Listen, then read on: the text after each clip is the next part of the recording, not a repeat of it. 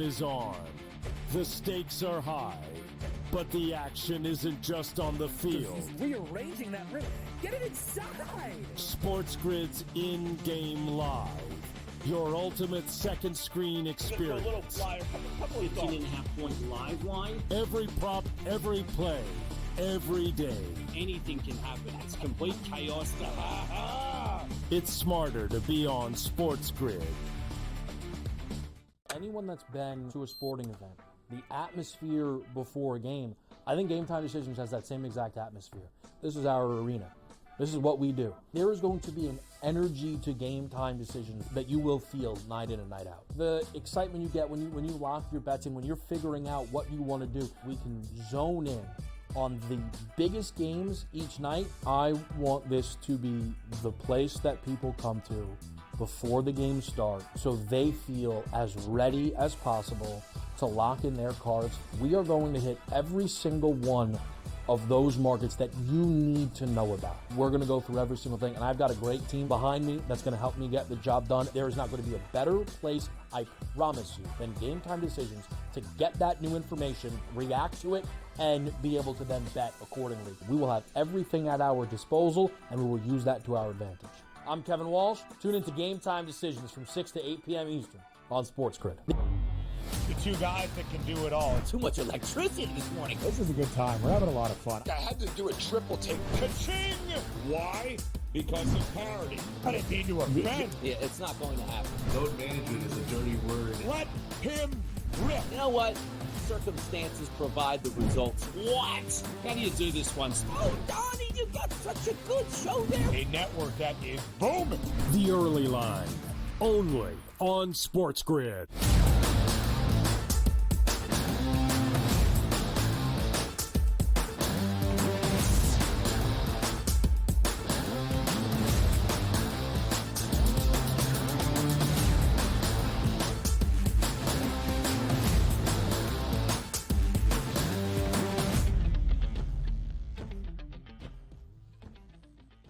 A new week begins right here, right now, live on a Monday morning on the Early Line on SportsGrid. A new week begins live in person in studio together. That is DRS Donnie right side. I am Ben Stevens. We are very pleased to be with you here on this Monday on the Early Line. Of course, all across the SportsGrid network, and that includes sportsgrid.com/watch. You can find your favorite destination to consume everything all across the grid. DRS, 3 hours together on this Monday morning to break down the 2025 men's NCAA Tournament bracket. The field of 68 has been unveiled. We will talk the Cinderella stories, the upsets you might see in the opening round, and of course paint a path and make sense of the madness all throughout the big dance. Donnie's reactions to everything we saw, who had their bubble burst, who was snubbed from the NCAA Tournament, and his national championship picks that he likes. We've got 3 hours DRS. We've got NFL news.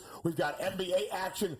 Did you know the Major League Baseball season starts tomorrow in Japan as well? This is what we love. Yeah, two things I didn't know coming in today. The NBA actually played this weekend, and the Major League Baseball season does start tomorrow. But when we talk about the early line, today was an early get-up call, so we're bright, we're bushy-tailed, we're ready to go because we have a lot to go over, which includes, did you set your bracket yet? And also, the first inclination, as I like to say, of your bracket, usually is the best version of it. So do you change? Do you differ? What do you do? Don't second guess yourself. Nope. Always trust your heart and hopefully trust some of the guidance that we will provide for you. The trends you need to know all around the NCAA tournament. A tournament in its essence defined by chaos, but some long-standing trends that carry over year, big dance over big dance. But we start with some big news around the National Football League. Late on a Sunday night after the bracket was released, the Bengals thought, all right, now it's our time to get these deals done. The blockbuster duo at the wide receiver spot signing very expensive extensions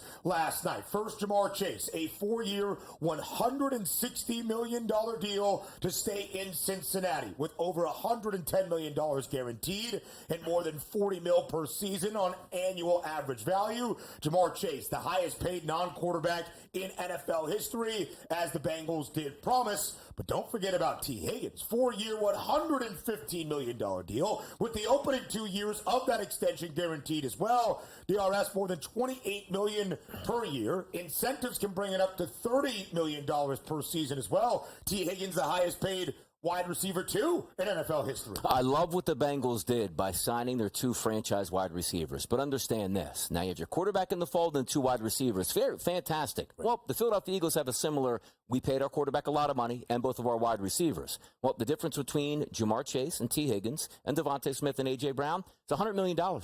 The Eagles are $100 million cheaper on the books than those 2 football players, which, again, I can't get upset with the Bengals, but understand this, too. When you look at the Cincinnati Bengals and say, hey, man, fresh off a run to the Super Bowl. Nope, missed the playoffs. And you know what they had last year? Jamar Chase, T. Higgins, and also Joe Burrow at quarterback. So you sign those players, which is great. I'm happy for Burrow. It's going to be a fun team to bet on. But that doesn't leave a left for your defense. Can you imagine if they sign these players early and go, we have an extra $35 million in our salary cap to play around and get a defensive lineman, a linebacker, a couple corners, and a safety, and then the draft on top of it. Again, I like the fact that they signed these guys. Just wish, Ben, they would have signed them a year sooner. And if they had that prudence and they had that financial foresight, they could have set the market, not reacted to the market, because the Bengals are going to have to still pay, you would think, many players on that defensive side of the football, and still the outstanding will he not be traded for Trey Hendrickson, the National Football League Defensive Player of the Year runner-up this past season, who led the NFL in sacks. Did the market move because the Bengals made their big deals?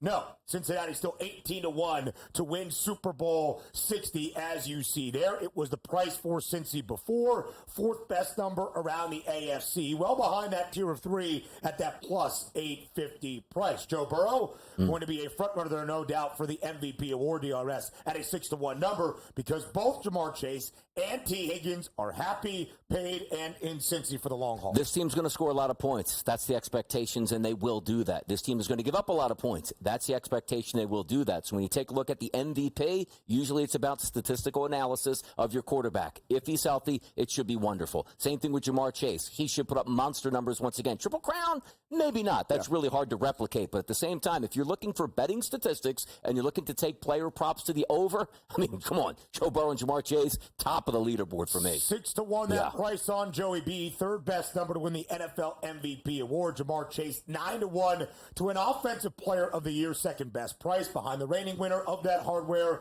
in Philly's Saquon Barkley. The plan right now for the Bengals might be win every game 45-38.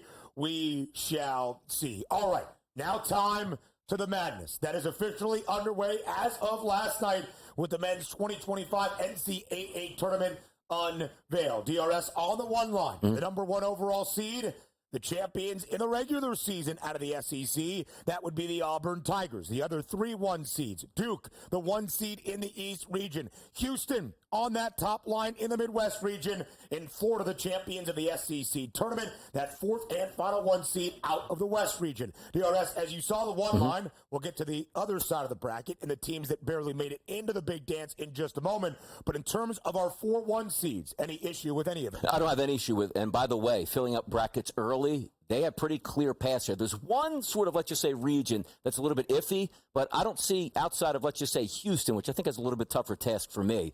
I think these guys got clean runs to get to the Final Four, which is the way it's supposed to be. Number 1 seeds are supposed to get the best outlets, and I do believe that's going to happen. You take a look at the price points, all make sense at that point. Duke, Florida, Auburn, Houston. I don't think anybody today is screaming, I can't believe that Auburn got on the one-liner. I can't believe Houston is a 1 seed. Absolutely not. They nailed that correctly. There was some consideration, perhaps, though. The Tigers going down to the SEC tournament semifinal to Tennessee. Who would be the number 1 overall seed? Would it be Auburn, a hefty favorite to do just that throughout the entirety of the year? Or could the Duke Blue Devils, even without Cooper Flagg this weekend, winning the ACC tournament title against Louisville on Saturday night in Charlotte, could Duke be that number 1 overall seed?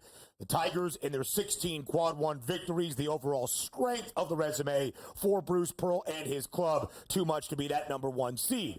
But Auburn has dropped 3 of their last 4 games, entering the big dance. Duke, the national championship favorites, at plus 310, and a team, Donnie, that feels really good about where they stand, the Florida Gators. 2nd best price to win that national title after an SEC tourney title at a 4-1 number. Yeah, the one thing I do agree with, though, is you're taking a look at the tournament itself, where they, talking about the committee, really agree that the SEC was the top of the heap, and they certainly were, and they got a lot of respect in that instance. But also understand this. We'll get into a couple of these talking points where it's similar to saying, did we really value the conference championship as much as the regular season, which I don't think you ever should do that. But it's been a contentious talking point all the way through. Like the Big Ten, hey, Michigan, congratulations. They got no bonus from running through a very tough Big Ten and winning that conference tournament, which for me, if you ask, heavyweight on the regular season, not as much on the conference tournament, I get it. But they talk quite differently before these things come out about how much it means and then go, oh, well, it didn't mean anything. We already had them slotted before the final. You can't do that. You can't do that. You're trying to hang a banner, right? You're trying to win a tournament title. But does it mean much for the committee?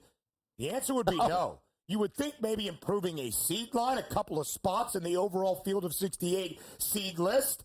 Ask the Maize and Blue, who had a phenomenal weekend in Indianapolis and yet still a 5 seed in the South region, taking on the 30-win club in UC San Diego. Our conference tournament winners at the high major level from conference championship week. Duke, pre-tournament, minus 340, but entering even the semifinals, a minus 110 price without Cooper Flagg and Malik Brown, still prevailing in Charlotte. Houston winning not just the regular season crown in the Big 12, but the conference championship in that tournament as well. For the first time in 25 years, St. John's victorious in the Big East tourney. Michigan winning the Big Ten, as we share. That is the final tournament right before we get to the selection show on a Sunday. And Florida runs the gauntlet in Nashville in the most highly anticipated SEC tournament perhaps we have ever seen. So we have talked about the best of the best on the one line. On the other side of the break, as we continue to make sense of the madness, we'll talk about the bubble. Who's in, who's out, who got snubbed. Next.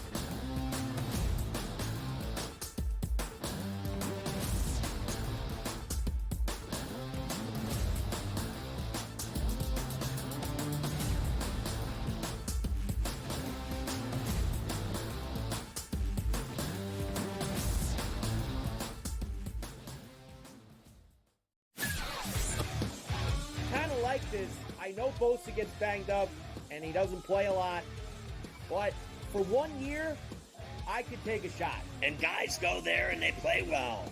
Guys go there and they have success. Guys go there, they go to the playoffs. And look, I thought Von Miller sucked. I think Joey Bosa is way better than Von Miller, not back in the day, but he is now. Pharrell Coast to Coast, only on Sports.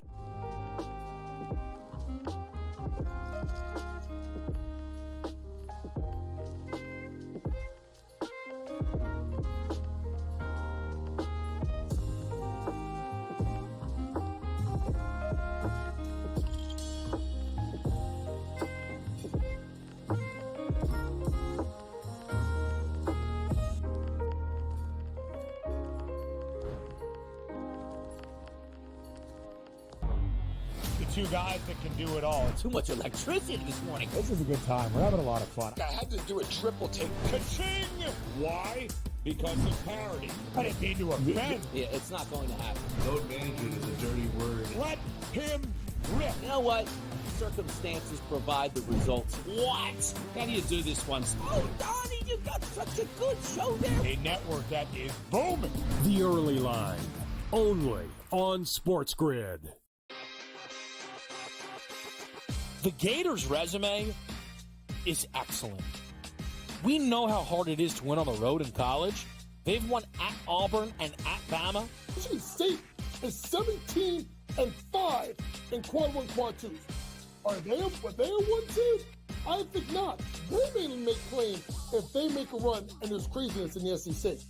Game time decisions, only on SportsGrid.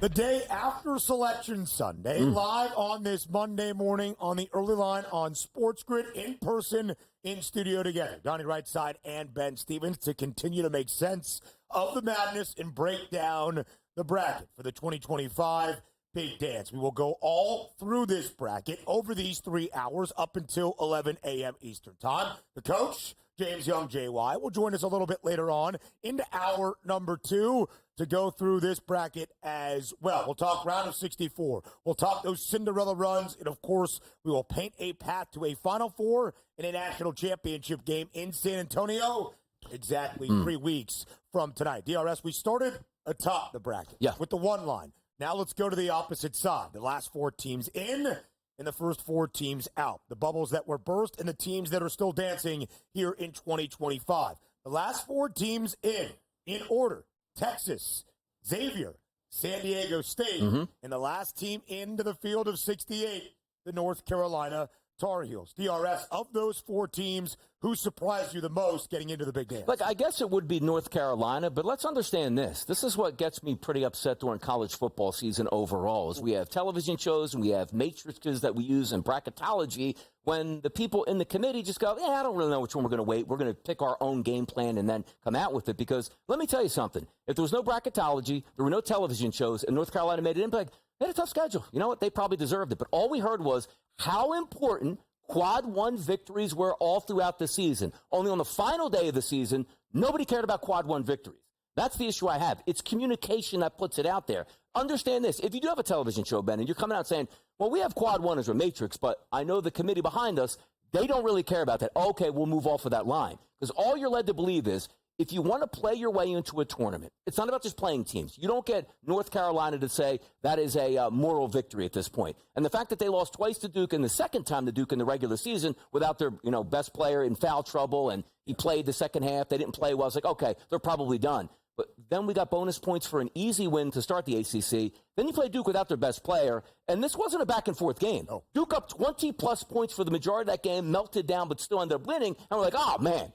Boy, North Carolina really gave it their best. That shows they should be in the tournament. I don't buy into that at all, Ben. No, absolutely not. They still lost the game when Duke did not have Cooper Flagg nor Malik Brown. Ultimately, I think the reason that North Carolina is into the NCAA tournament is their non-conference strength of schedule, 5th most difficult non-con strength of schedule nationally this year, and another metrics the committee added this year called wins above bubble. Of those teams and the 4 that were left out, it is the best number. But UNC was 1-12 in Quad 1 play. In my estimation, North Carolina is not deserving of being in the NCAA tournament. Don't just take Donnie's word or my word for it. In the closing minutes before the selection show last night, UNC was a minus 255 price to miss the NCAA tournament. And to Donnie's point, we have bracketologists, people in the media that dedicate their entire career to be in the weeds around college basketball. But what they are doing is projecting based on history, trend, and predictive metrics what they think the committee is going to end up doing. They might believe a certain team is more deserving than another, but bracketology is only good when you are trying to mirror what the selection committee does. Donnie, you will hear this a lot today. UNC's athletic director, Bubba Cunningham, is the head of the NCAA Men's Tournament Selection Committee. As they shared last night on the selection show, Cunningham excuses himself from the room in any debate or discussion around UNC's potential appearance in the NCAA tournament. Some have highlighted the financial incentive. If North Carolina gets into the big dance, an extra $140K in Bubba Cunningham's wallet. Of course, although he recuses himself from the conversation, he walks right back into the room. He spends weeks on end with these individuals, talking, conversing, having a good time, shooting the you-know-what. It is difficult, Donnie, when you have that look, when many thought that based on the actual metrics, it's one thing to play a bunch of good teams. It's another thing to lose 12 of those 13 games that UNC was not deserving of getting into the NCAA tournament. What do we hate as the public? Bad optics. Like, that's rule number 1. Like, man, I can't believe Carolina made it in. And then, like, who's the guy speaking on my TV right now? Wait a second, the athletic director from UNC was pulling a lot of strings. He goes, look, I wasn't even in the room when they're talking about Carolina. But you were in the room talking about West Virginia probably at that point. Like, hey, I don't think their schedule's that good, and I don't think this team's that good. Well, let me recuse myself from Carolina. Go, hey, we like that guy. We want to come back in here and say we voted him out. Now, do I understand the integrity of the situation? Probably didn't play out that way. Of course, we can say that. But the optics, were generally bad when you take a look at NC getting into it. And I don't actually have an issue. Like, Kevin Walsh here on the network with us put out a tweet last night. Like, we are better when the Blue Bloods are in it. So I'm not upset that I can't believe that Carolina got left out. But also, in this day and age where we're taking a look at everything being online and social media, why don't we have a dedicated guy embedded in that room for a couple weeks by going, Here's what the committee is saying. Yeah. Carolina needs to win 2 out of their final 3 games. That's what I'm hearing right now. Instead, we get ambushed and we get angry at, well, I thought they were in, I thought they were out, and this, if you're just more transparent. Otherwise, don't have any TVs, don't leak any information, and just come out with the numbers when you have them. Again, the bracketologists are trying to predict what they think is going to happen. But if the committee does things they have never done before, not last year, not the last half decade, not the last 10 years, it becomes very difficult. North Carolina into the NCAA tournament. Some other surprises there as well. Xavier, only one quad one victory, a 1-9 quad one record. Texas playing better, a lot of quality wins, but a bunch of quad two losses as well from the SEC into the big dance. Maybe the biggest 2 snubs, West Virginia and Indiana, part of the first 4 out on the wrong side of the bubble looking in. Indiana 4-13 in quad one play, but a perfect 15-0 in every other quad. No bad losses for IU. And West Virginia DRS, I think, has the biggest gripe. Neutral floor wins over Gonzaga, Arizona, and a road victory against Kansas in the fog in Lawrence. I think those in Morgantown, Darren DeVries and his Mountaineers, should have a lot to say on this Monday morning. Yeah, like UAB getting in if they would have won their tournament automatically and would have knocked out UNC. But let's understand this, too.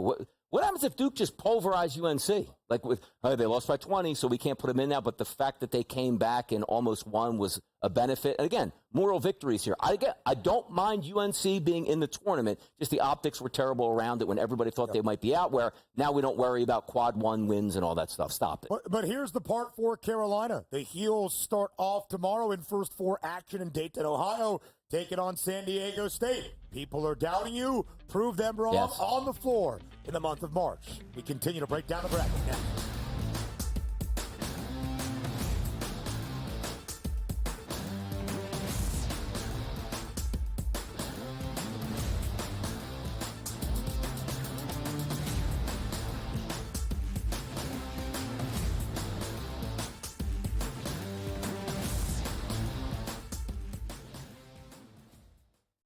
The game is on.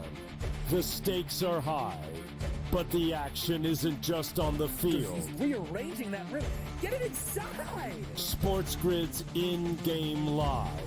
Your ultimate second screen experience. A little flyer, couple 15.5 points live line. Every prop, every play, every day. Anything can happen. It's complete chaos.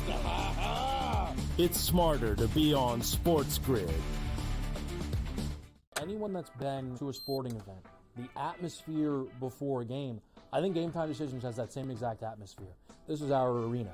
This is what we do. There is going to be an energy to Game Time Decisions that you will feel night in and night out. The excitement you get when you lock your bets in, when you're figuring out what you want to do, we can zone in on the biggest games each night. I want this to be the place that people come to before the games start so they feel as ready as possible to lock in their cards. We are going to hit every single one of those markets that you need to know about. We're going to go through every single thing, and I've got a great team behind me that's going to help me get the job done. There is not going to be a better place, I promise you, than Game Time Decisions to get that new information, react to it, and be able to then bet accordingly. We will have everything at our disposal, and we will use that to our advantage. I'm Kevin Walsh. Tune into Game Time Decisions from 6 to 8 p.m. Eastern on SportsGrid. The 2 guys that can do it all. Too much electricity this morning. This is a good time. We're having a lot of fun. I had to do a triple take. Ka-ching! Why? Because of parity. I didn't mean to offend. Yeah, it's not going to happen. Load management is a dirty word. Let him rip. You know what? Circumstances provide the results. What? How do you do this one? Oh, Donnie, you got such a good show there. A network that is booming. The Early Line, only on SportsGrid.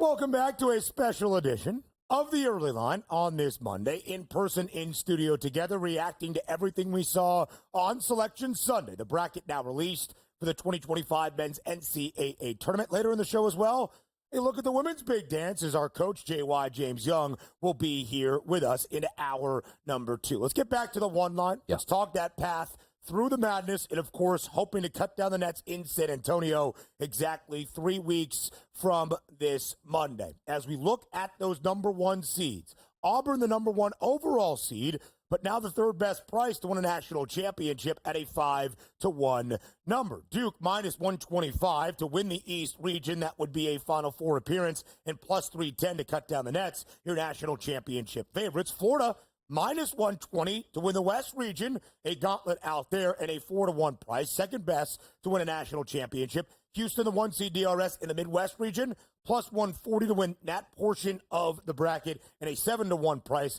to win the national championship. Our 4 number 1 seeds, the only 4 teams around the big dance with a 10-1 price or shorter to cut down the nets. Yes, and agree as we started off the show with these 4 seeds here. However, I've been talking for the past 2 weeks. Sometimes I haven't paid enough attention to Florida. Like I'm late to the party right now. Made sure I watched the majority of the game yesterday just so I got one last glimpse at Florida before the season ended. Sensational. Can score from everywhere. Inside, outside game. Can play defense. Can light it up from three-point land. You have the guard play that you need to secure a championship. So for me now, looking at Florida at 4-1 price completely makes some sense. Auburn, of course, 5-1 played in the SEC. Tough battle tested all the way through. And yes, we talk about maybe a couple downfalls to end the season. That's okay. Houston, we know what they're from. Grit, grimy, play great defense. It's like St. John's times 2 for me with the ability to make shots and been there, done that before. They're not afraid to be a 1 seed. The question, though, is Duke plus 310 price. The reason I bring that up is if Cooper Flagg had played all the way through the ACC tournament and they won it, you're like, okay, they're ready to go. But we talked about this last week, like, what a golden opportunity for the B guys, I should say, for Duke to say, you know what? It's not just Cooper Flagg's team here. He doesn't score 44 points a game and have 17 rebounds, and we can't function without him. They win the ACC. Now they have the 310 price, but we're led to believe that Cooper Flagg is coming back. Correct. Ben, how many times have we seen this before? Game number 2, which they're going to need him, of course, into game number 3, and you go, the ankle's not all there. He's giving it his best. That's not what we're betting on right now. You're betting on the best team with the best players supposed to be healthy at plus 310. A little bit of pause for me on Duke. So let me ask you this question.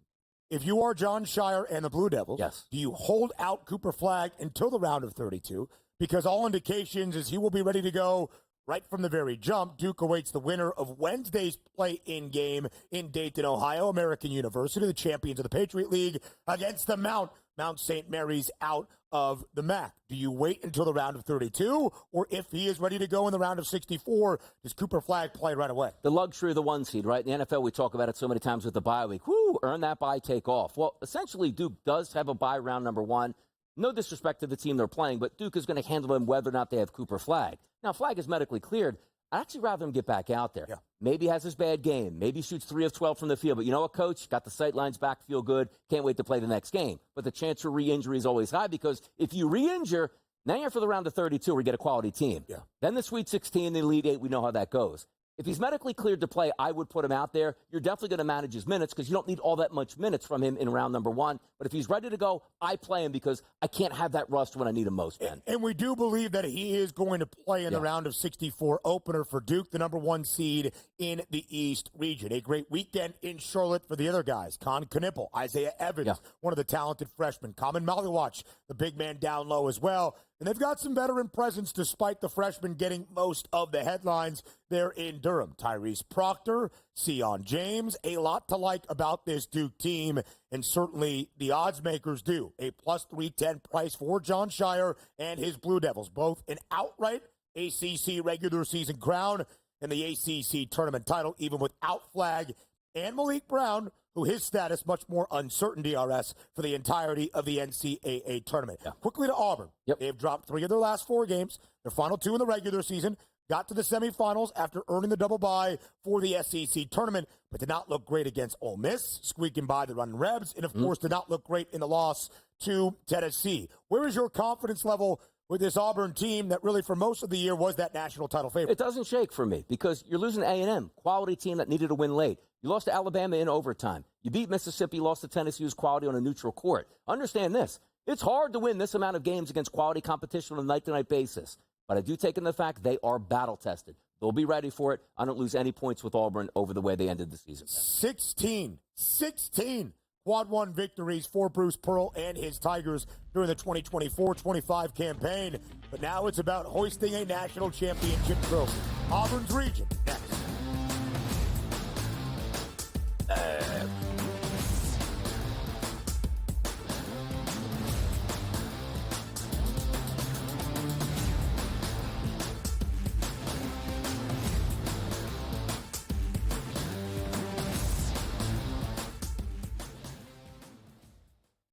The game is on. The stakes are high. But the action isn't just on the field. He's rearranging that rim. Get it inside! SportsGrid's in-game live. Your ultimate second screen experience. Just a little flyer, couple 15.5 point live line. Every prop, every play, every day. Anything can happen. It's complete chaos. It's smarter to be on SportsGrid. Anyone that's been to a sporting event, the atmosphere before a game, I think Game Time Decisions has that same exact atmosphere. This is our arena.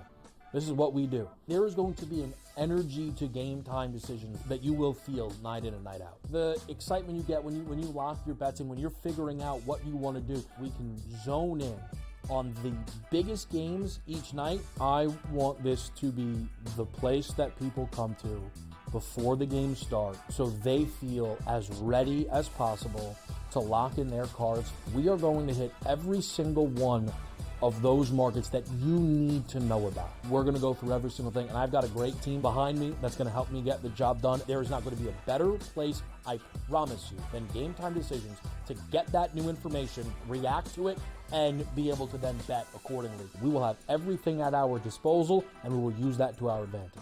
I'm Kevin Walsh. Tune into Game Time Decisions from 6 to 8 p.m. Eastern on SportsGrid. The two guys that can do it all. Too much electricity this morning. This is a good time. We're having a lot of fun. I had to do a triple take. Ka-ching! Why? Because of parity. I didn't mean to offend. Yeah, it's not going to happen. Load management is a dirty word. Let him rip. You know what? Circumstances provide the results. What? How do you do this one? Oh, Donnie, you got such a good show there. A network that is booming. The early line, only on SportsGrid.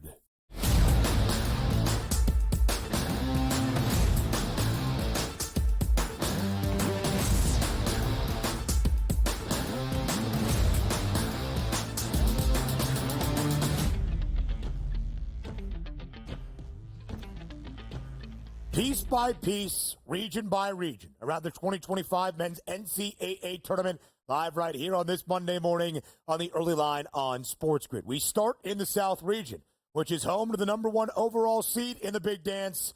That would be the Auburn Tigers. As we just shared, they are struggling entering the tournament as they have dropped 3 of their last 4, but still based on the overall quality of work and an outstanding and stellar resume all season long, Auburn very deserving of that number one overall seed. They are the 1 seed in the South region. Let's take a look at the bracket up there. DRS, as you look at the top half of where Auburn is in the South region, frankly, I don't think the committee did the number 1 overall seed many favors up there. You see a Louisville team, the ACC tournament title runner-ups, on the 8 line. Seems like they were underseeded and undervalued. A Creighton team that finished runner-up in the Big East tournament. A Michigan team that won the Big Ten tourney in Indianapolis.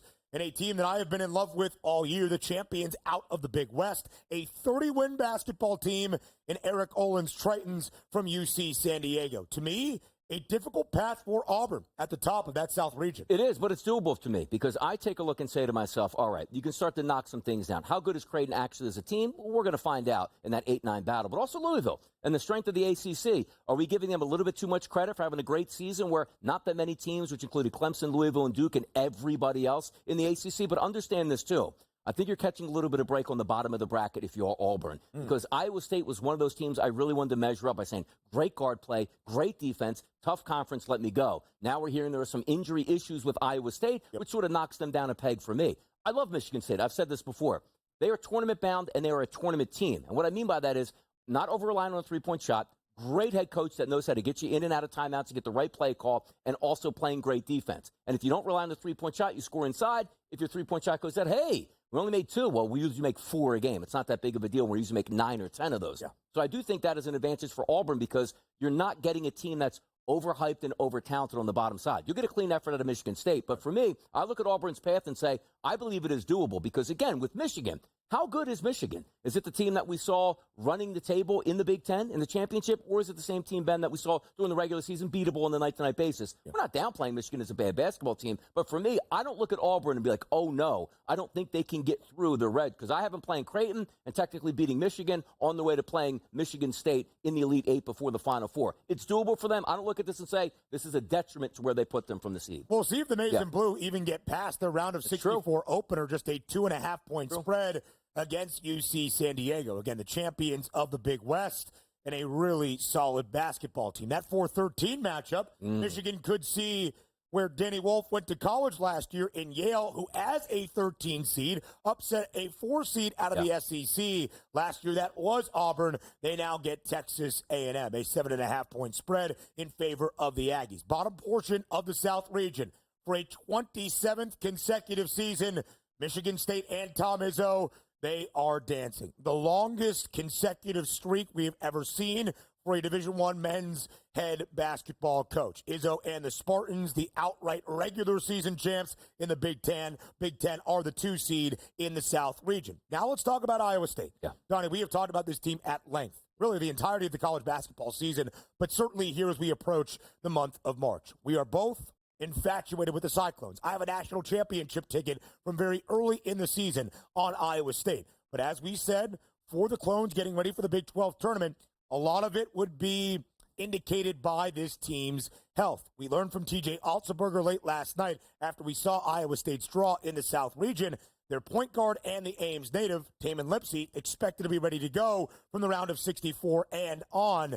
But one of their other veteran guards in that backcourt, Keyshawn Gilbert, more than likely to miss the entirety of the big dance. It's horrible timing here because this is one of those we're even talking about sometimes, and some of these teams we're going to talk about getting some injured players back for the run to see what we can do, like an Arkansas with Boogie Fland. Yeah. But understand this. Like, Iowa State's a good team, but if we are looking at the bottom of the bracket with Michigan State, Ben, I think it's a clean run to the Elite Eight. I do. I take a look at them beating Bryant, quality team. Yeah. Marquette, New Mexico, which round of 32, there are no layups. These are good basketball teams that won a game in the tournament. So it's not as if you're just going to run them over, but I like that matchup. And then let's just say Iowa State's not full tilt and Ole Miss gets them. I think Michigan State is better. Like 1 versus 2 in the Elite Eight in this bracket for me makes some sense. But if we're looking at it saying, from your perspective, the number 1 overall seed Auburn probably looks down and goes, you know what?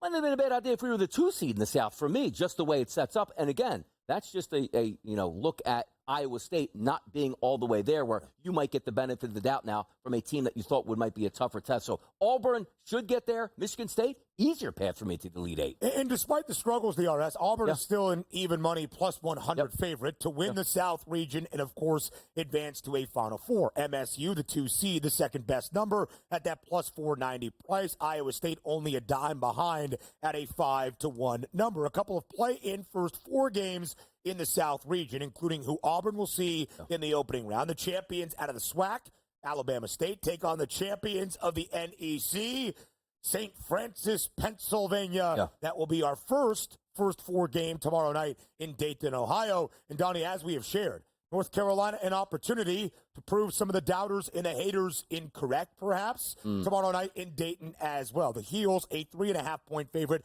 in their first 4 matchup against San Diego State. And some people will look at that and be like, well, look at that. Carolina's a favorite in round number 1 in the first 4. Therefore, they should have been in because the smartest man in the room is the odds maker, which I tend to agree with. But we understand this, too. Sometimes you look at Carolina throughout the regular season, not all there. Quality victories just weren't there when you're stepping up to the table, which is what you're going to need to have once you come to tournament time. So this is one of those games where, well, okay, if they don't play well against tournament teams, they're getting a tournament team. They shouldn't win this game on a neutral site. But also understand this. Carolina's heard it all for a couple weeks here. Not good enough to be in the tournament. You're not supposed to be there.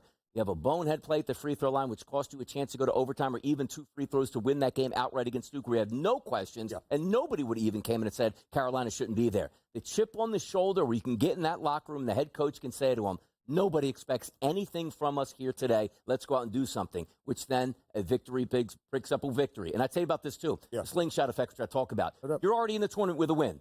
You're getting on the plane the next day.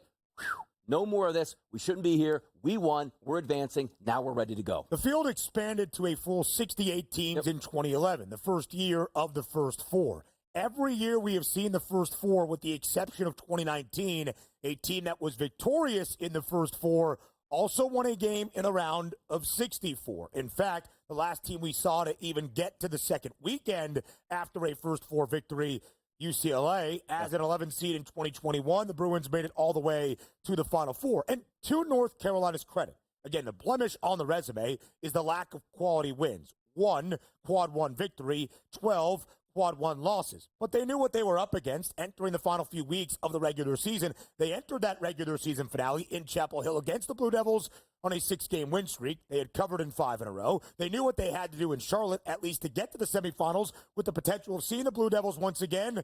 They hammer Notre Dame. They hammer Wake Forest in the second half. They covered in both. So North Carolina, outside of the 2 Duke games, has won 8 in a row, covering in 7 of those 8. The winner of that game between the Aztecs and the Tar Heels will take on Ole Miss. The Running Rebs under Chris Beard back in the big dance for the first time since 2019. New Mexico, Richard Pitino, champions outright in the Mountain West during the regular season. First conference crown for the Lobos in more than a decade. That's a fascinating 7-10 split, DRS. No, Marquette, really good in the starting 5. Not a lot of depth outside of that. New Mexico, one of the best point guards in the country, in the Mountain West Player of the Year in Donovan Dent. Exactly. You win with great guard play. We're not saying anything about Marquette plays in a better conference. We know that, but sometimes you just look at the names themselves. Oh, I know Marquette. I don't know too much about New Mexico. New Mexico's a really, really good ball club. But as we're getting down the list here of the South and saying, like, what's going to make the most sense in this point? Guard play typically wins. And if you have great guard play and your conference player of the year is a guard, chances are he's not going to be, say, woo, spotlight too big against Marquette, Ben. A good post presence as well in Nelly Jr. Joseph. How about Lipscomb? Iona. The champions of the A-Sun. They will take on Iowa State in a 3-14 matchup. Bryant, led by Phil Martelli Jr., gets Tom Izzo and the Spartans in the opening round of 64. From the South region to the East region, where Duke resides. Up next.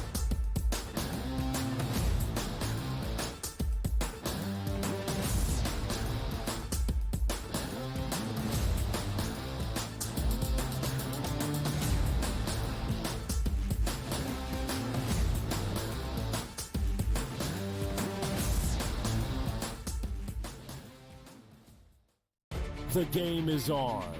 The stakes are high. But the action isn't just on the field. He's rearranging that rim. Get it inside! SportsGrid's in-game live. Your ultimate second screen experience. A little flyer from a couple of 15.5-point live line. Every prop, every play, every day. Anything can happen. It's complete chaos. It's smarter to be on SportsGrid. Anyone that's been to a sporting event, the atmosphere before a game, I think Game Time Decisions has that same exact atmosphere. This is our arena.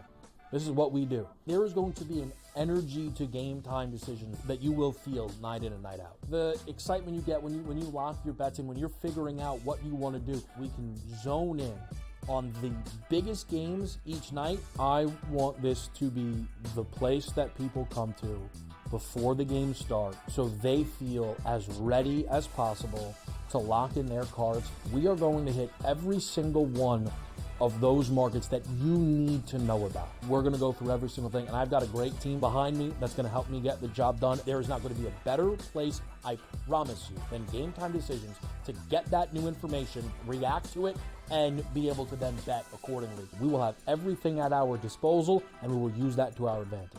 I'm Kevin Walsh. Tune into Game Time Decisions from 6 to 8 p.m. Eastern on SportsGrid. The 2 guys that can do it all. Too much electricity this morning. This is a good time. We're having a lot of fun. I had to do a triple take. Ka-ching! Why? Because of parity. I didn't mean to offend. Yeah, it's not going to happen. Load management is a dirty word. Let him rip. You know what? Circumstances provide the results. What? How do you do this one? Oh, Donnie, you got such a good show there. A network that is booming. The Early Line, only on SportsGrid.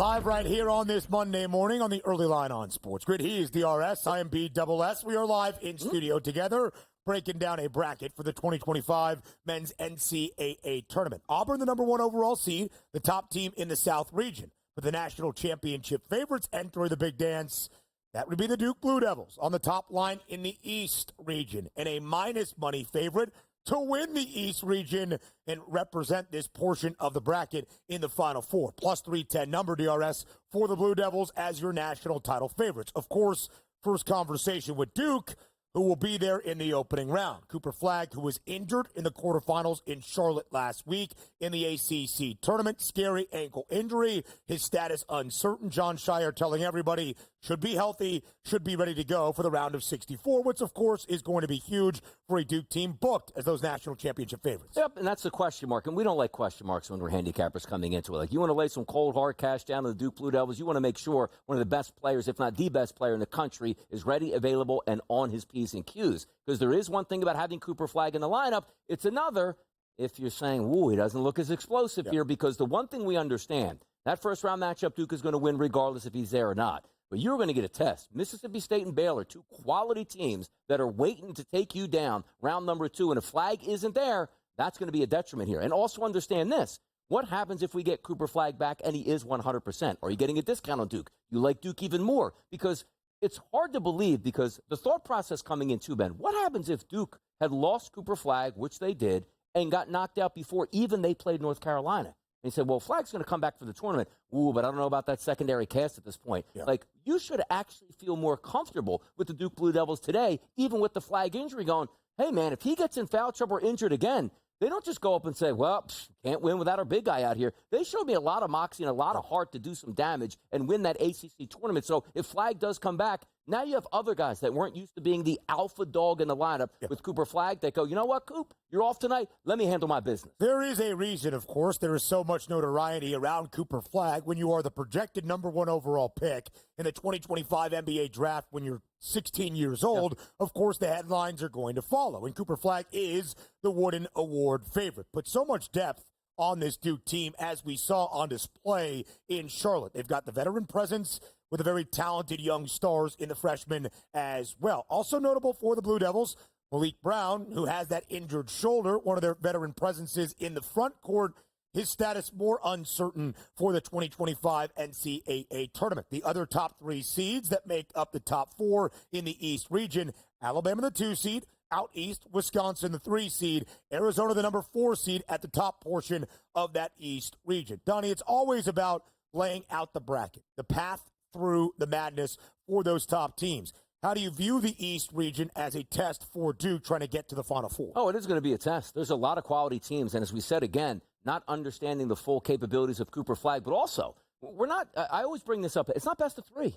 Like, Duke best of 3, yeah, all the way through. You're telling me that if Arizona lines up against Duke and brings their A game, they can't take down the Blue Devils? Absolutely they can. So we always use that with a little bit of a caveat. But even on the opposite side with Alabama, I mean, just take a look at who they're going through. Like, the second-round matchup, which could be BYU versus Wisconsin, and Alabama, let's just say, is taking on St. Mary's at that point, just to get by and say, ooh, now we got to beat St. Mary's, and then I have to beat BYU or Wisconsin, and then I have to get there to take on the Duke Blue Devils. So for me, this is one of the tougher divisions that you're going to have, let's just say brackets. If you're looking at Duke, fully healthy, yes, they should be in your Final Four because they've shown you every single capability throughout the season. They are dominant. Even if the ACC is a little bit down, Ben, we've talked about this. Well, if it's down, they're not winning by 5 points. They're blowing teams away and also beating teams and quality opponents without their best player. But for me, boy, that is a grind. You are going to earn your Final Four berth because everybody is legitimate, particularly in the bottom. We don't even talk enough about VCU. VCU has a legitimate chance to knock off BYU. That is a crazy talented bottom of that bracket, Ben. Duke, by the way, minus 650 to reach the Sweet 16 that second weekend, minus 125 for the Blue Devils to win the East region and get to a Final Four. You see it there. That's what the Blue Devils are expected to do. Alabama, the 2 seed, second best price at plus 410. Arizona, an 8-1 number. I think the Cats are in for it in their 4-13 matchup against the champions out of the MAC.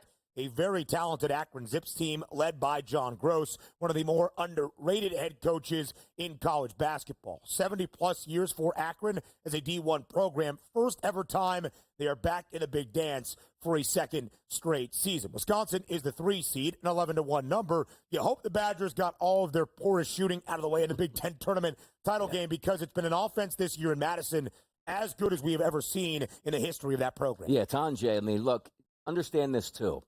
You look at some of those final games, and these guys are up against it. They're not used to playing 4 games in 4 days against elite competition. You will wear down. Decompression time and come back. Because let me tell you something. BYU, Wisconsin, round number 2. You like the three-point shot, tune into that one. They'll let you shoot it. They'll shoot a ton of it, and how much fun that's going to be. But understand this, too, as I talked about.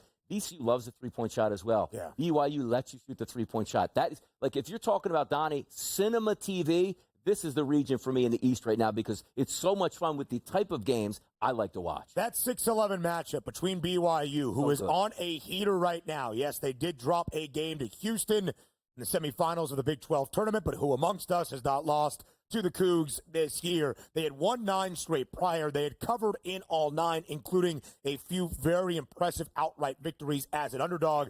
In VCU, the champions of the A10. Shulga, baby. Oh, come Matt on. Shulga doing some good stuff, led by Ryan Odom, a guy, of course, that understands the madness and what it takes to pull off the upset.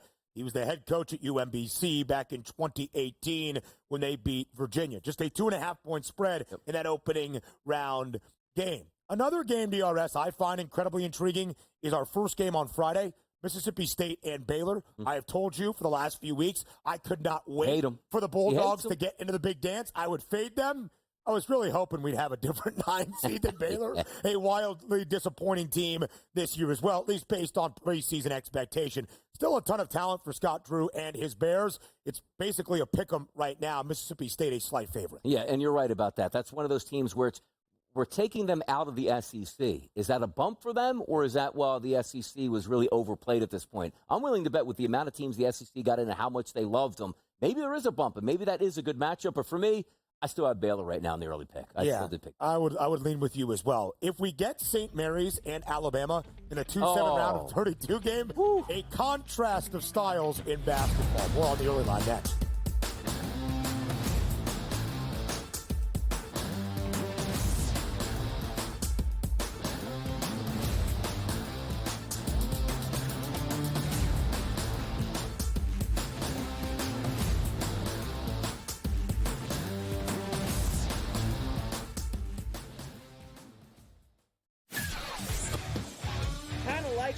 I know Bosa gets banged up and he doesn't play a lot, but for 1 year, I could take a shot. And guys go there and they play well. Guys go there and they have success. Guys go there, they go to the playoffs. And look, I thought Von Miller sucked. I think Joey Bosa is way better than Von Miller. Not back in the day, but he is now. Pharrell Coast to Coast, only on Sports.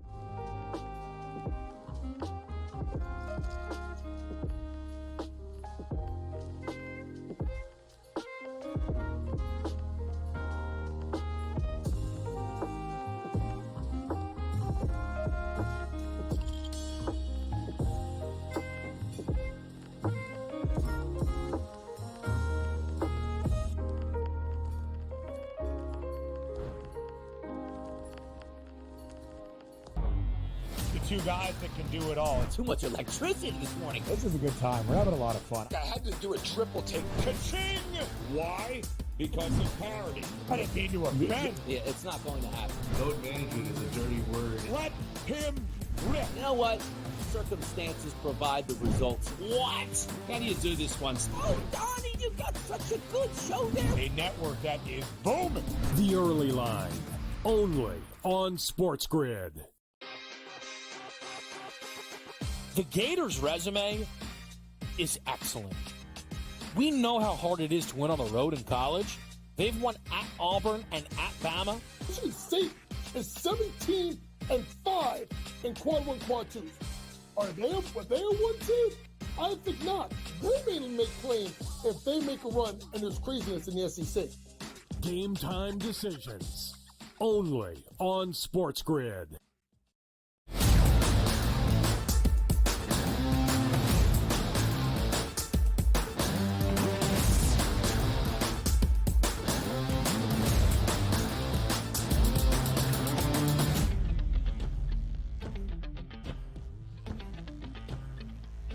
Portion by portion, region by region, around the 2025 Big Dance. He's Donnie right side. I am Ben Stevens. We've done the South region, where the number 1 overall seed Auburn is. We've done the East region, where Duke, your national championship favorites, reside as well.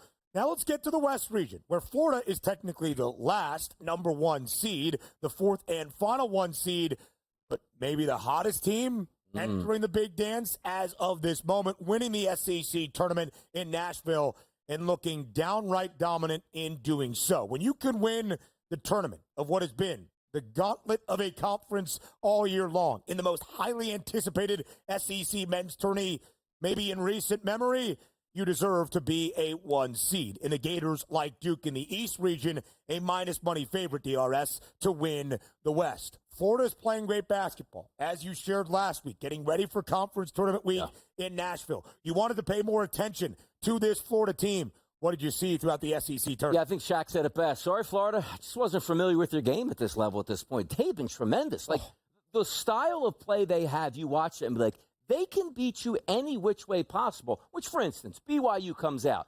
We're going to shoot 35 three-point shots, make 17. Well, you can't do anything with that. They're going to beat you. But BYU comes out and makes 5 three-point shots. You beat them because they can't do anything else at that point. I look at Florida, inside-outside game, tremendous. Defense, tremendous. Playing in the toughest conference in the country and winning consistently, not only at home, but on the road. You want to talk about battle-tested, it's Florida, where I take a look and say how deep of a run they can get to. Now, we'll get to the bottom of the bracket in just a bit. Yeah. But I have no problems winning game number 1, probably beating Oklahoma in game number 2. Now, the Crab Five is going to have a tough matchup because it's Florida, and that's a great game. Yeah. But for me, I can't no longer say to myself or any longer say, you know what?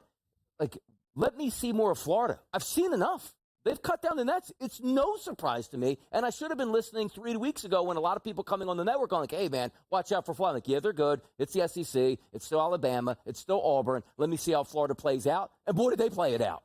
If you remember your co-host just a couple of weeks ago saying, hey, I think there's some value for a bet. Zeno? Come on. All right. Zeno was like, oh, Tennessee's really good. If you look at the 1 line and the odds to be a number 1 overall seed, I said keep an eye on Florida, the Gators, at a minus 115 number. Florida probably the best pair of wins this year. Road victories at Alabama and at Auburn, and then to win the SEC tournament in doing so. This Gators team, not just really good in terms of their outright record, 3rd best cover team around the country in college basketball, 26-8 against the spread. There are going to be some off nights in SEC play. The only slip up for the Gators in the last 2 months was a road game in Athens against the Georgia team, who's a 9 seed in the NCAA tournament. Outside of that, 13 final games, Florida victorious in 12, covering in all 12 victories. So Florida is the 1 seed in the West region. The 2 seed will also have a ton of eyeballs. For the first time in 4 decades, St. John's won the Big East regular season crown outright. For the first time in 25 years, since the year 2000, St. John's won the Big East tournament title. Now Rick Pitino, DRS, leads the Red Storm into the NCAA tournament as the 2 seed out west. And the chance for them to actually line up against Arkansas will be absolutely tremendous, and the theater behind it will be wonderful to watch. But St. John's, again, one of those teams I talk about with Michigan State. They don't need the 3-point shot. They'll take it, and if they make it, watch out because they play great defense. They'll turn you over. They'll play at a high tempo, which means we're not grinding it out a la Houston, which sort of leaves saying, you know what, we're up 4 points. Maybe we should be up 16 points, but we just don't have enough possessions to actually let the cream rise to the top. But also understand this. The bottom of that bracket that lines up, that 3 seed, Texas Tech, I think has the ability to make a run and has enough guns to beat St. John's in the bottom of that bracket. But if we're all looking at St. John's, very deserving of that number 2 seed, and I think they do have a pretty clear path to the Elite 8 or Sweet 16, 32 round. Yep. But once you get past that, I sort of look at them and go, you know what? Do they have what it takes to actually get by? It's not a downgrade on St. John's. It's not a downgrade on the Big East. When I look at the bottom of that bracket, they got some heavyweights coming for them. The most efficient defense in college basketball. That will be the Johnnies entering the NCAA tournament. And, of course, their opening round matchup, the champions of the Summit League for the first time in program history. Hide the kids, hide the trash cans. when Omaha makes their way into the big dance. We will talk more about the West region on the other side of the break, DRS, because we're coming up on the end of this opening hour. But there are so many good teams out in this West region. You mentioned the 3 seed, by the way, in Texas Tech. The odds distinction on Grant McCaslin and his Red Raiders, 7th best price to win the national championship at 26-1. By far the shortest number for any 3 seed around the field of 68. We continue breaking down the bracket when hour 2 comes away next.